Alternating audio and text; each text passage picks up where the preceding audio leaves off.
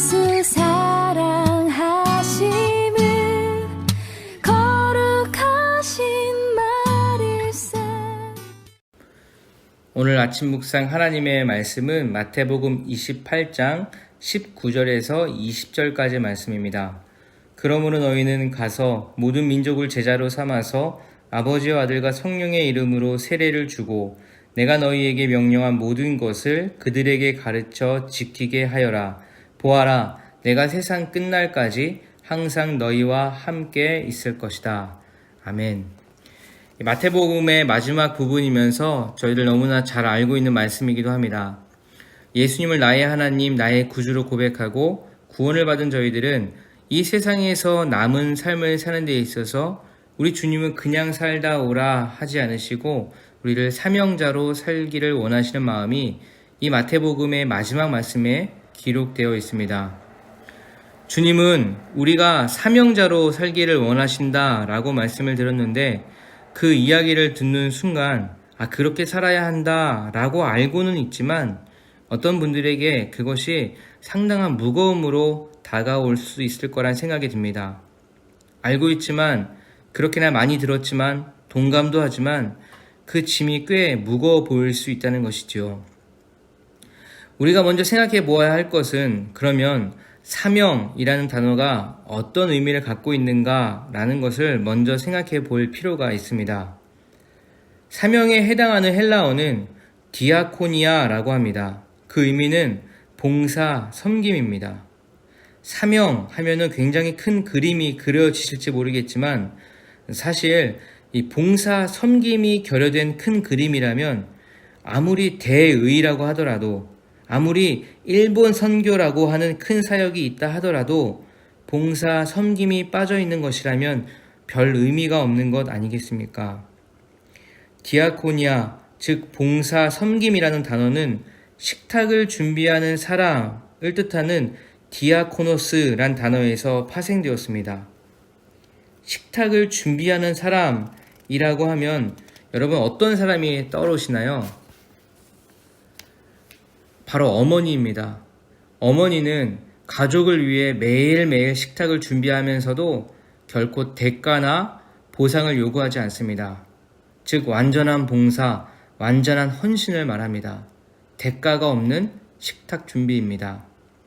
사명이라고 하면 디아코노스, 즉 대가를 바라지 않고 봉사와 섬김을 하는 것을 말합니다.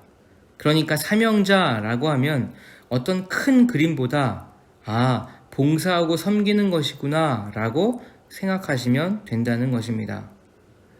사명이란 봉사와 헌신이 기본이 되는 것이다 라고 생각하고 오늘 말씀을 다시 읽어보게 된다면 아마도 처음 읽었을 때보다 조금 더 무게가 덜어지지는 않았을까요? 좀 자세히 살펴보겠습니다. 19절부터 20절까지 몇 개의 단어가 눈에 띕니다. 가서 제자로 삼아 세례를 베풀고 가르쳐 지키게 하라, 한 이 정도일 것 같습니다. 그런데 여기서 가장 핵심이 되는 단어가 무엇일까? 제자로 삼아 라는 단어입니다. 혹이나 처음 부분에 가서 라는 단어가 먼저 나오기 때문에 일단은 가야 한다, 가야지 뭔가 보인다, 일단은 가지 않고 뭘 할 수 있나 라고도 생각할 수 있습니다. 물론 그 말씀도 틀리지 않습니다. 그러나 핵심은 가서 세례를 베풀고 지키게 하려는 그 목적이 무엇인가 아니겠습니까?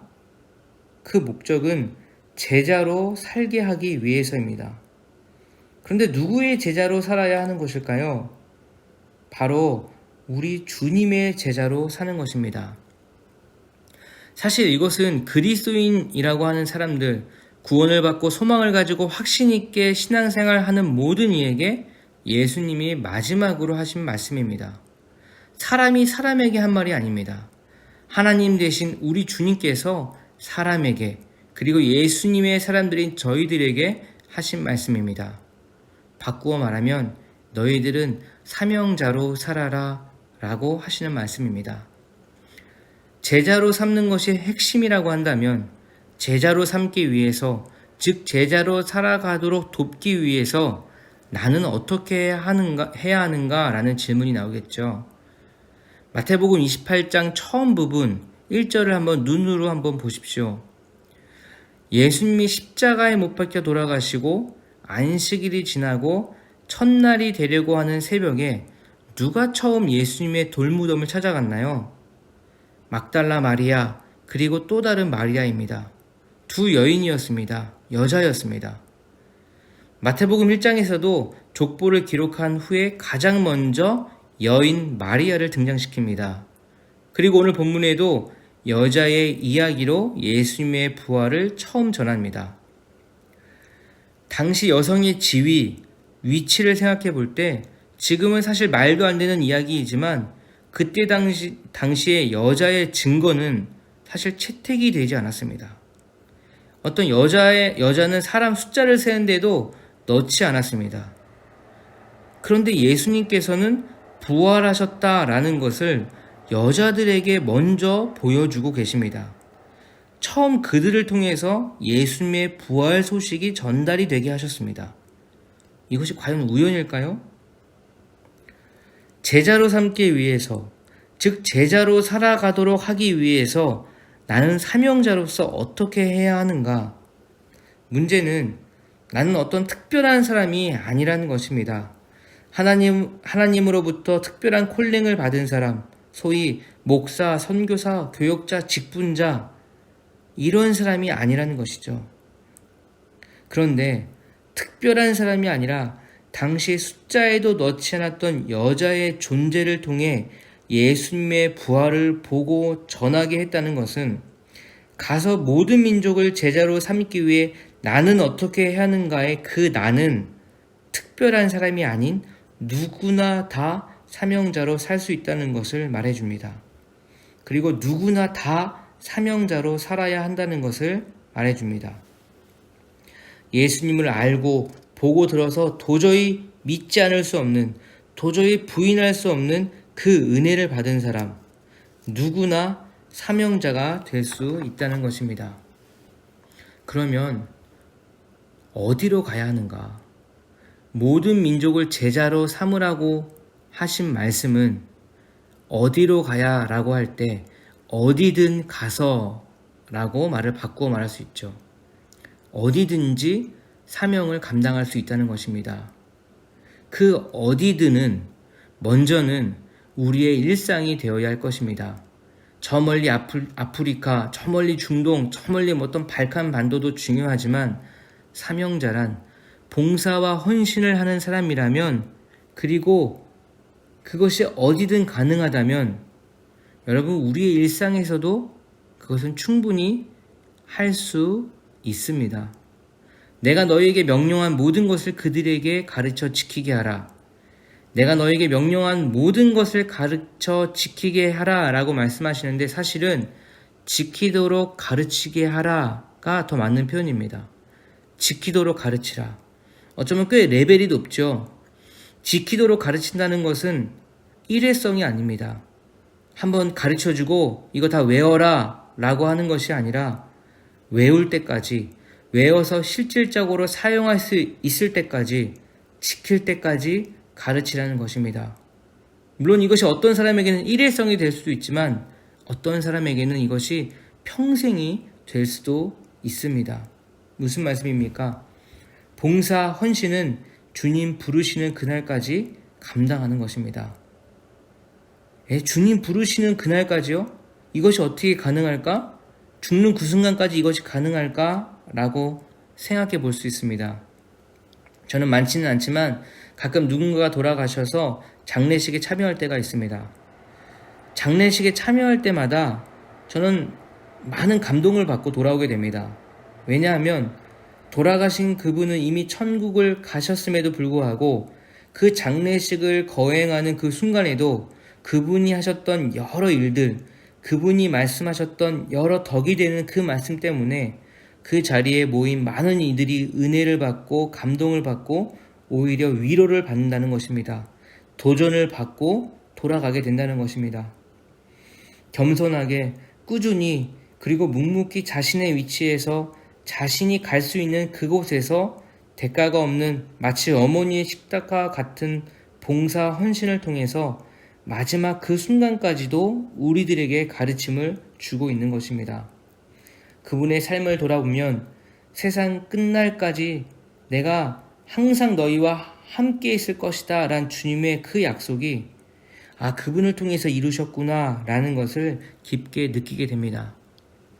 사랑하는 여러분, 주님을 통해 받았던 감동, 은혜를 주위에 가장 가까운 사람부터 일상의 그 누군가에게 가서 대가 없이 봉사와 헌신을 하며 지킬 때까지 꾸준히 감당해내고 있을 때 우리 주님이 약속대로 한 번도 떠나지 않으시고 우리와 늘 함께하고 계심을 깊게 느끼게 되시리라 믿습니다.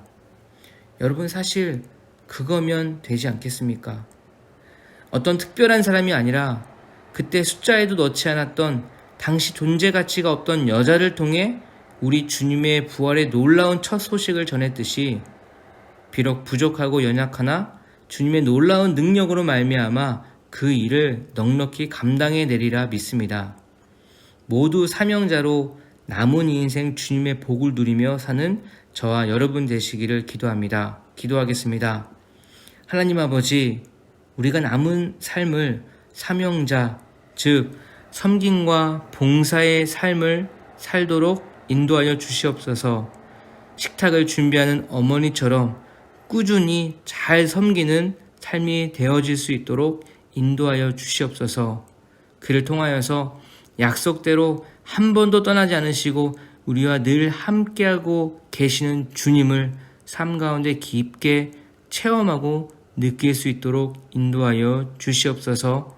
오늘도 만나는 한 사람 한 사람들에게 주님의 사랑을 잘 전하는 그런 모습으로 살 수 있도록 인도하여 주시옵소서. 감사드리며 예수님의 이름으로 기도합니다. 아멘. 오늘도 세 가지의 기도 제목으로 함께 기도하겠습니다. 첫 번째는 치료와 회복을 위해서 기도합시다. 주위의 고통과 고민 가운데 또 아픔 가운데 있는 사람들을 위해서 기도해 주십시오. 두 번째는 자치를 위해서 함께 기도해 주십시오. 한일 중령 공동체가 모여있는 교회입니다. 서로 국적도 다르고 또 생각도 다르고 문화도 다르지만 예수 그리스도의 능력으로 하나가 되며 또 각자 받은 달란트를 잘 주위를 섬기는 데 사용될 수 있도록 기도해 주십시오. 마지막 세 번째는 이번 주일 예배를 위해서 기도해 주십시오. 지난주에 오랜만에 아이들과 함께 모여 예배를 드렸습니다. 이번 주에도 우리 아이들이 와서 함께 예배를 드리는데 예배를 통하여서 주님께서 큰 영광 받으시고 주님의 그 기뻐하시는 마음이 우리에게도 전해져 우리도 예배 가운데 감동과 기쁨이 있는 예배가 될 수 있도록 인도하여 주시옵소서라고 함께 기도해 주시고 오늘도 좋은 하루 보내시기 바랍니다. 날 사랑하신 날 사랑하신 날 사랑하신